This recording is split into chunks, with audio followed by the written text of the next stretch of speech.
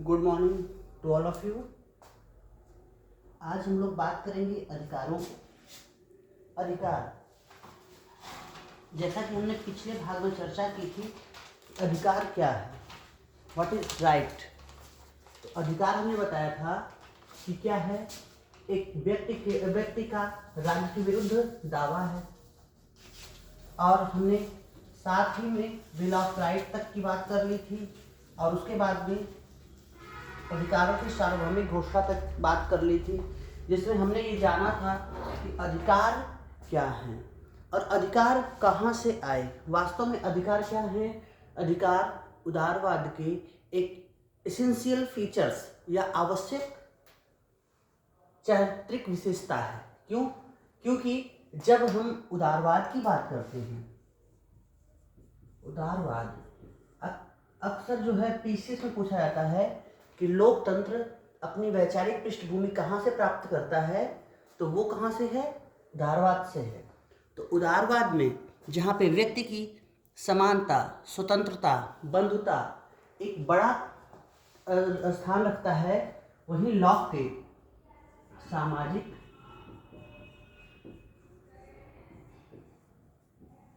समझौते के सिद्धांत से इसका जन्म होता है। Theory of social contract. अब सोशल कॉन्ट्रैक्ट की बात कहा जाए तो यहीं से आता है क्या? प्राकृतिक अधिकार।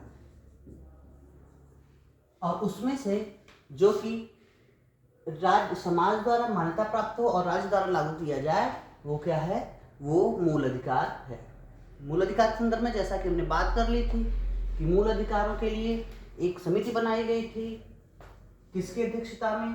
तो हमने बताया था पटेल की अध्यक्षता, मूल अधिकार और अल्पसंख्यक मामले समिति। और उसके बाद में उसमें उप समिति थी, उप समिति जो मूल अधिकारों के संदर्भ में विचार किया करती थी।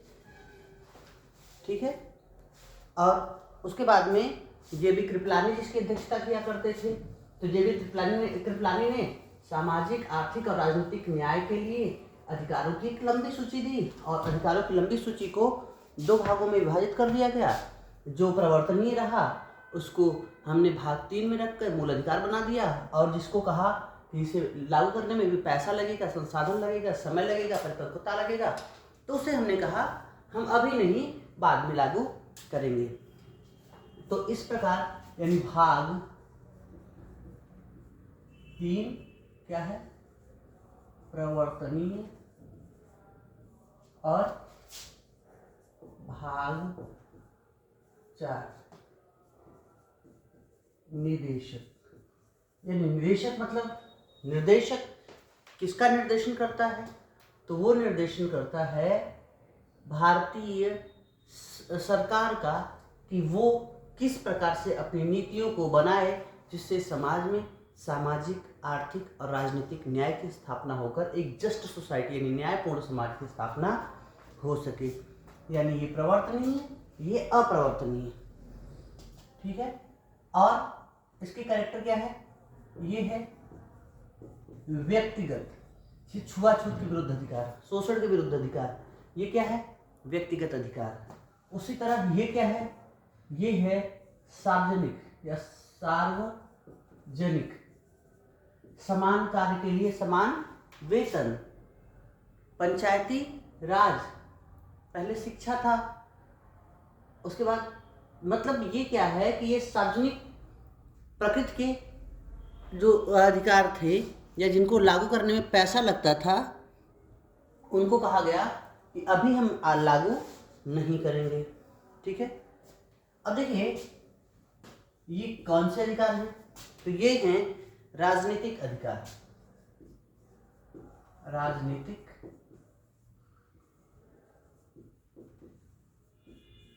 अधिकार या पॉलिटिकल राइट।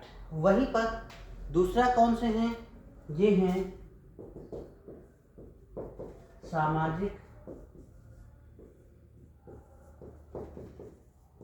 आर्थिक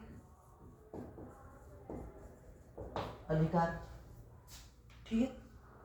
और यहाँ पर ये क्या है, ये है राज्य के विरुद्ध, मैंने बताया राज्य के विरुद्ध व्यक्ति के दावे, और ये क्या है, ये है राज्य द्वारा लागू किया जाने वाला, राज्य द्वारा लागू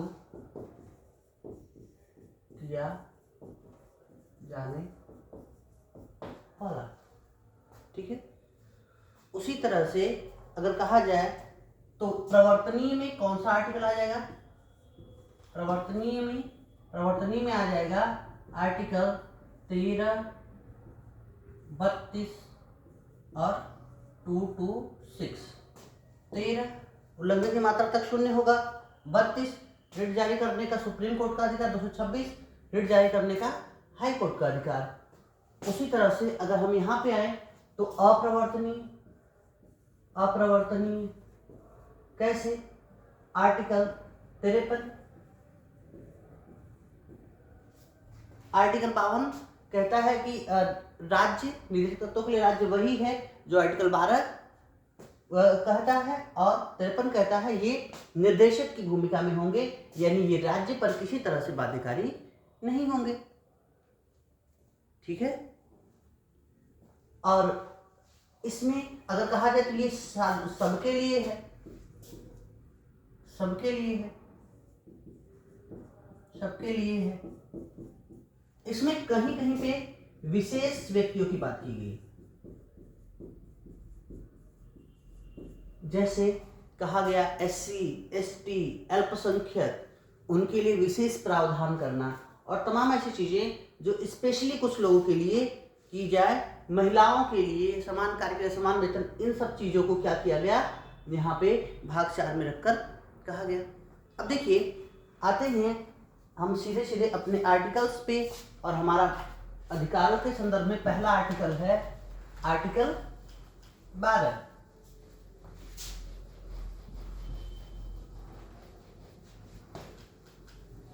अनुच्छेद 12। अब अनुच्छेद 12 क्या कहता है,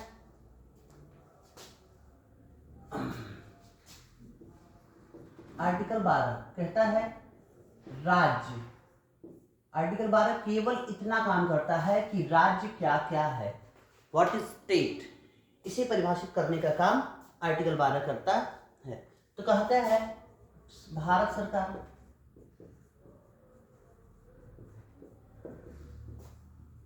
संसद, ठीक है,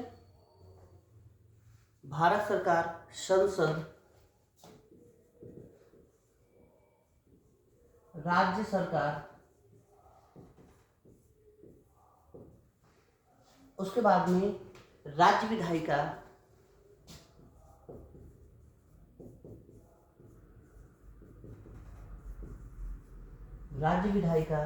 उसके बाद जो है तमाम स्थानीय प्राधिकारी,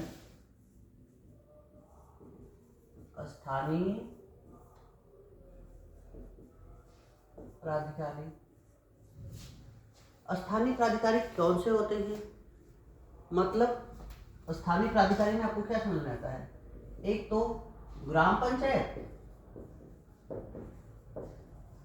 और दूसरा नगर पंचायत, ग्राम पंचायत, नगर पंचायत और अन्य प्राधिकारी, यानी नेक्स्ट क्या है, अन्य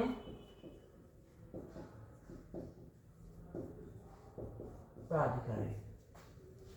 अन्य प्राधिकारियों में कौन होंगे, जैसे ONGC, सेल, गेल, ठीक है, ONGC हो गया, सेल हो गया, गेल हो गया, भेल हो गया, यानी सरकारी कंपनियां, और साथ साथ में सुप्रीम कोर्ट नॉर्मली इस राज्य की परिभाषा में नहीं आता है, लेकिन जब वह अपने कर्मचारियों की नियुक्ति करता है तब वह राज्य के परिभाषा के अंतर्गत आ जाता है। ठीक है। लेकिन जब न्यायपालिका अपने प्रशासन के लिए नियम बनाती है तो भी आ जाती है, नियुक्ति करती है तो भी आ जाती है, यानी सामान्य स्थिति में आर्टिकल 12 के अंतर्गत न्यायपालिका नहीं आती है, लेकिन नियुक्तियों के मामले में क्या है कि न्यायपालिका आर्टिकल 12 के तहत आ जाती है। ठीक है। अब आर्टिकल 12 में राज्य समझ लिए, तो हम चलते हैं आर्टिकल 13। तो देखिए यहां पे कहा गया कि अगर कोई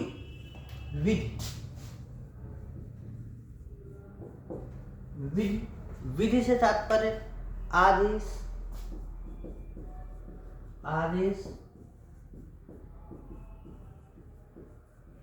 अध्यादेश, नियम, विनियम, रूढ़ि, प्रथा इत्यादि, ठीक है। अगर भाग 3 द्वारा यानी मूल अधिकारों से असंगत, मूल अधिकारों से असंगत, अगर मूल अधिकारों से असंगत होगा तो वह उल्लंघन की मात्रा तक क्या होगा, उल्लंघन की मात्रा तक शून्य होगा, उल्लंघन की मात्रा तक क्या होगा, शून्य होगा। अब ये और इसी में आर्टिकल 13 का 2 आपको पहली बार बताता है कि यह न्यायिक समीक्षा के आधार पे हम न्यायपालिका इसकी समीक्षा कर सकता है। यानी अगर न्यायिक समीक्षा की बात करें उसको एक बेसिस क्या प्रदान करता है, आर्टिकल 13 का 2, जो कहता है कि जो है न्यायिक शब्द का उल्लेख नहीं है। कहा गया है कि न्यायपालिका क्या करेगी कि इसको जांच करेगी कि वो उल्लंघन कर रहा है या नहीं कर रहा है। शब्द का उल्लेख नहीं है न्यायिक पुनरावलोकन शब्द का। न्यायिक पुनरावलोकन शब्द का उपयोग पूरे संविधान में कहीं नहीं है, केवल विधि की व्याख्या शब्द है, ठीक है। इसमें कुछ होता है, एक जो कुछ सिद्धांत कहते हैं, एक आच्छादन का सिद्धांत। आच्छादन का सिद्धांत पूछा जा चुका है आपसे कि क्या होता है आच्छादन का सिद्धांत। आच्छादन का मतलब होता है ढक लेना, चारों तरफ से क्या करना, ढक लेना। अब ढकने का मतलब क्या है कि जैसे बादल है वो ढक लेता है, सूर्य की रोशनी को पृथ्वी तक नहीं पहुंचने देता, ठीक उसी प्रकार से जब आच्छादन का सिद्धांत लग जाता है तो मूल अधिकारों से असंगत विधियां ऊपर रह जाती हैं और मूल अधिकार नीचे लागू हो जाता है। यानी जैसे जैसे बादल हटता है और रोशनी सूर्य की पृथ्वी तक आ जाती है, ठीक उसी प्रकार से आच्छादन का सिद्धांत जहाँ लगता है वहाँ पे कोई विधियाँ क्या होती हैं, खत्म नहीं होती, केवल मूल अधिकारों से ढक जाती हैं। जैसे ही वो अधिकार कम किए जाते हैं, जिस मात्रा में या शून्य किए जाते हैं, उस वैसे ही वो कानून क्या होते हैं, ऊपर आ जाते हैं। तो ये है आच्छादन का सिद्धांत। अगला है पृथक्करण का सिद्धांत। यहाँ पे जैसे ही मूल अधिकारों की असंगति हुई वो कानून के उस भाग से यानी उल्लंघन की मात्रा तक क्या हो जाएगा, शून्य हो जाएगा, ठीक है। तो यहां तक क्लियर है, आगे चलते हैं।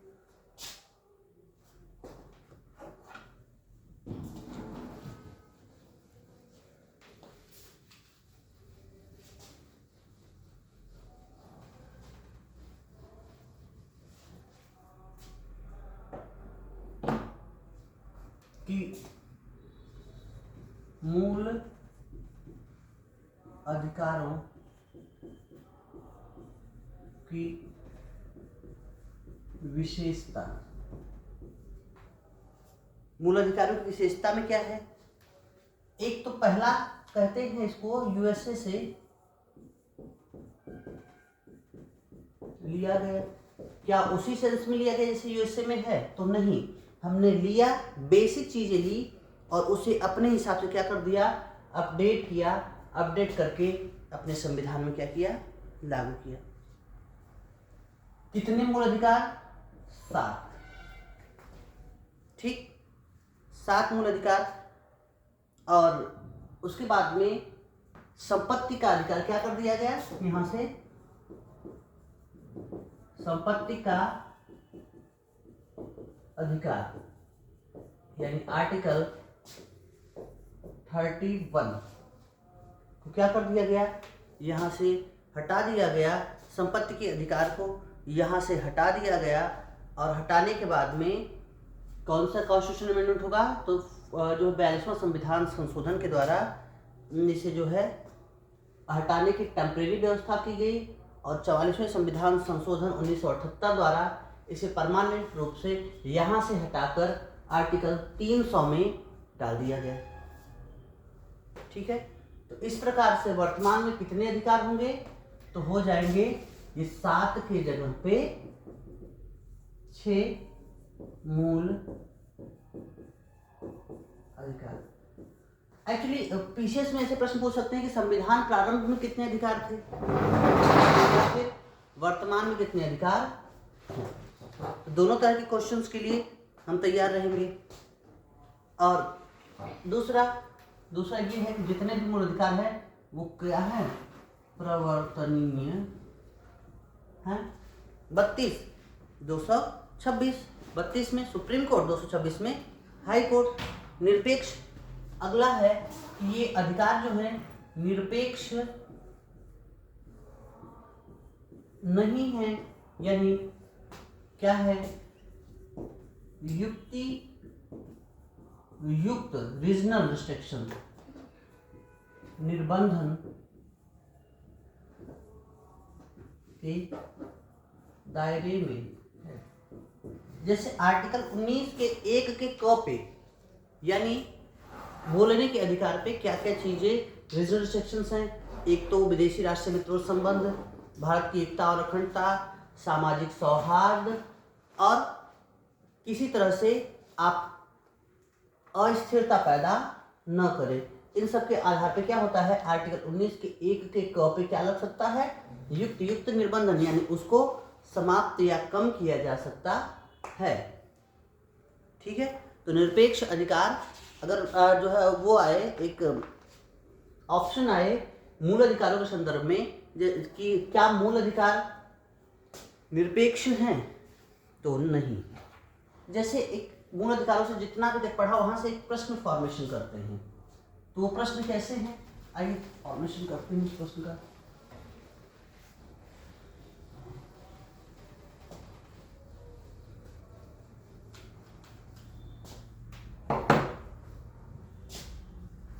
मूल अधिकारों के संदर्भ में विचार करें।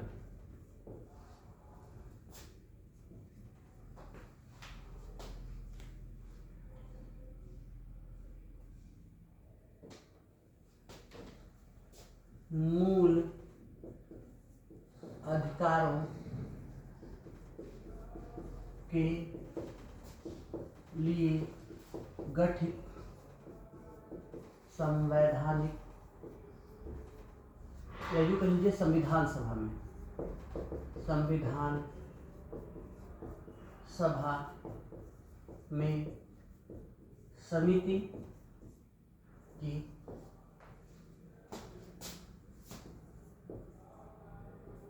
अध्यक्षता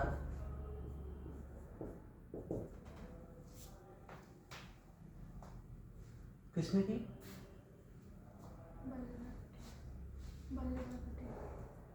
वल्लभ भाई पटेल ने की।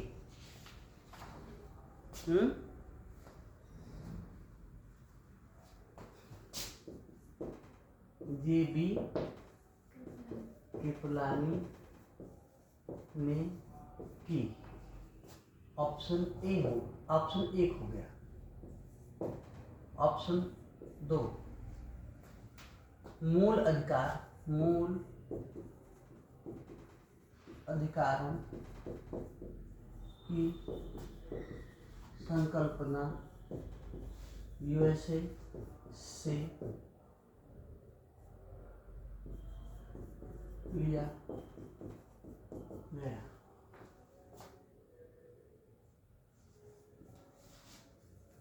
मूल अधिकार व्यक्ति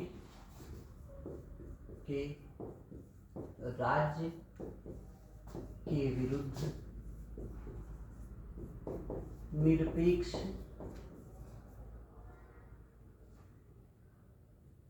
दावे हैं।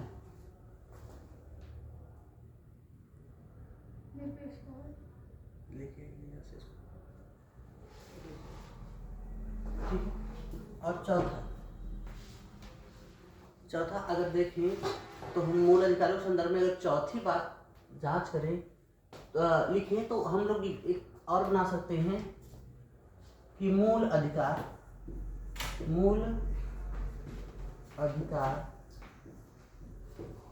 न्यायालय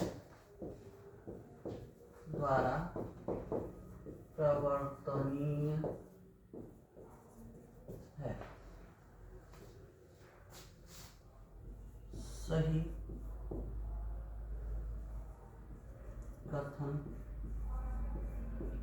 की या सही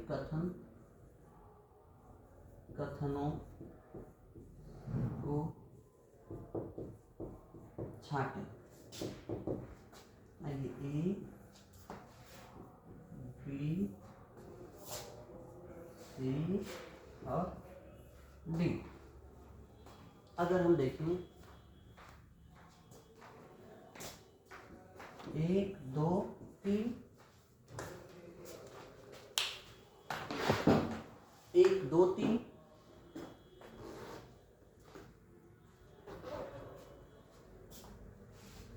1 4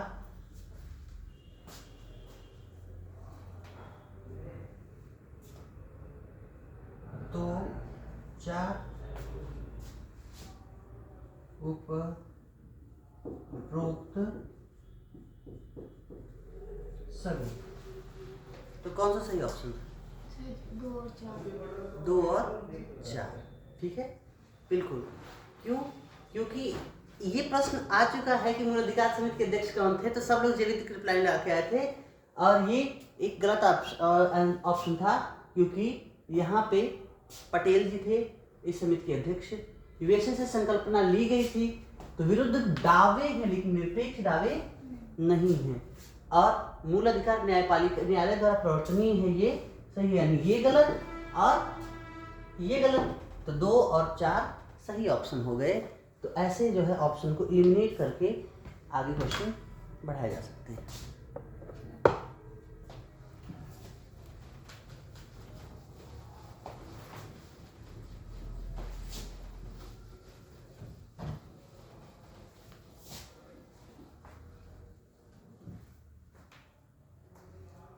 यानी आर्टिकल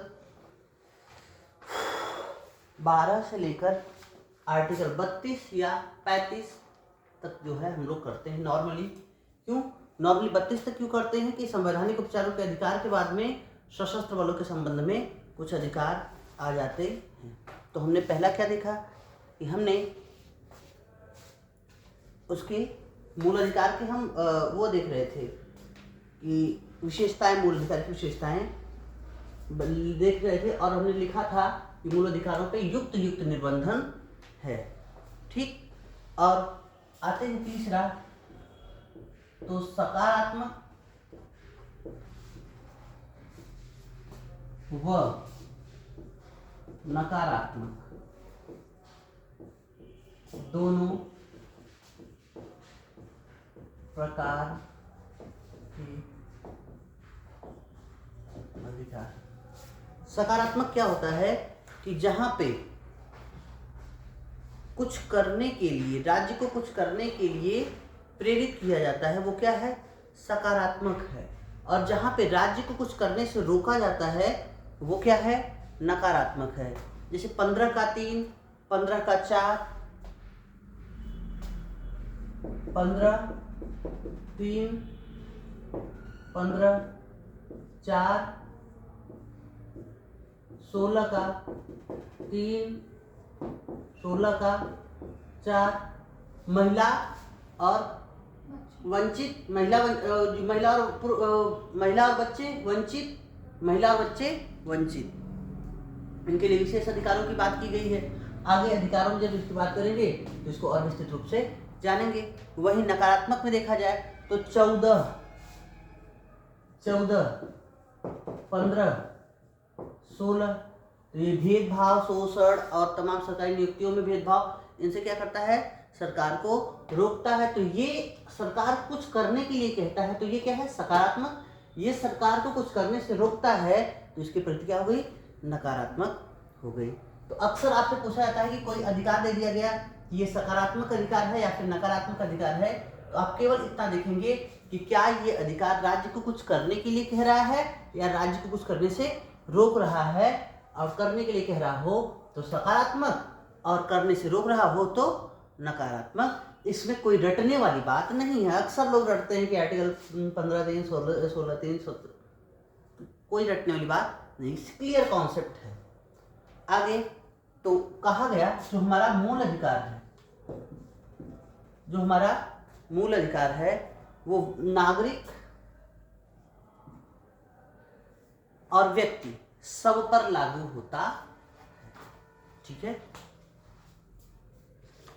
किस पे, नागरिक व व्यक्ति सब पर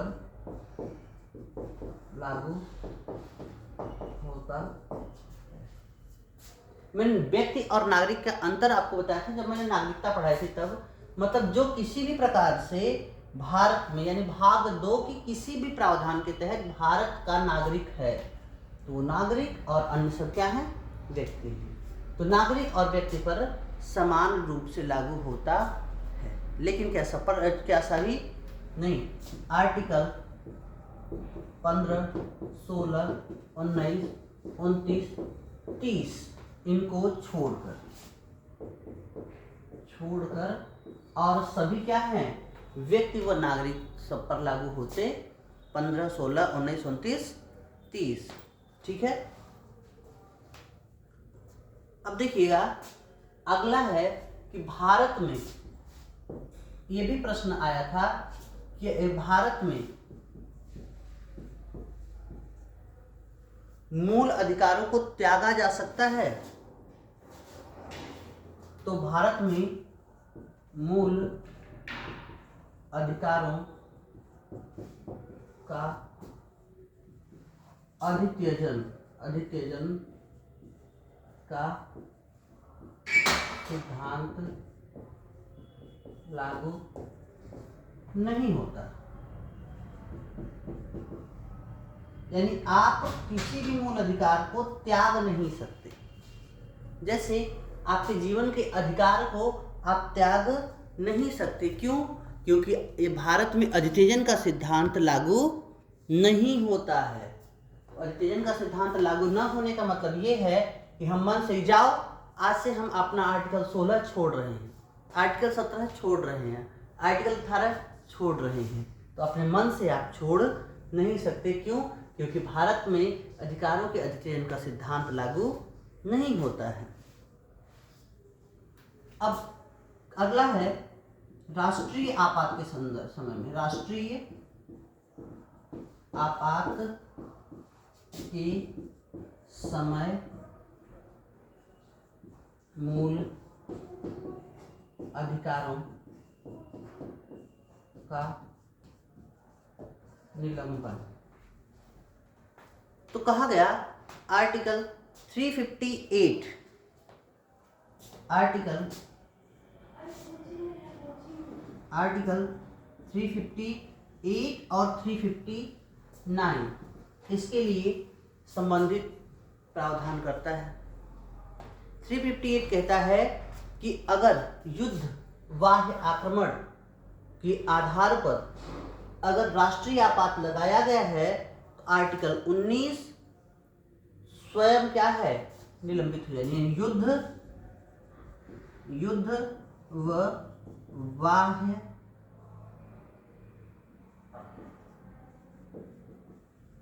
आक्रमण के आधार पर अगर राष्ट्रीय आपात लगाया गया तो आर्टिकल 19 निलंबित हो जाएगा। और अन्य मूल अधिकारों के संदर्भ में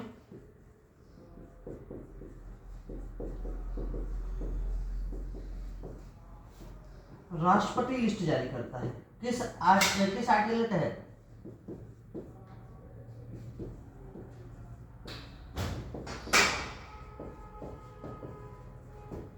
आर्टिकल 359 के तहत अन्य अधिकारों की क्या निलंबित होगा उसके वो सारी चीजें राष्ट्रपति जारी करता है। लेकिन कौन सा आर्टिकल? आर्टिकल 20 और आर्टिकल 21। आर्टिकल 20 और आर्टिकल 21 किसी भी स्थिति में निलंबित नहीं किया जा सकता।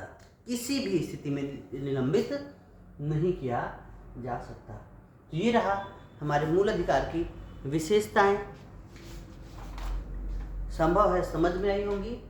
अगर कोई समस्या हो तो आप लोग बेझिझक पूछ सकते। ठीक है, तो आज इतना ही करते हैं। इसके आगे कल मिलते हैं। धन्यवाद।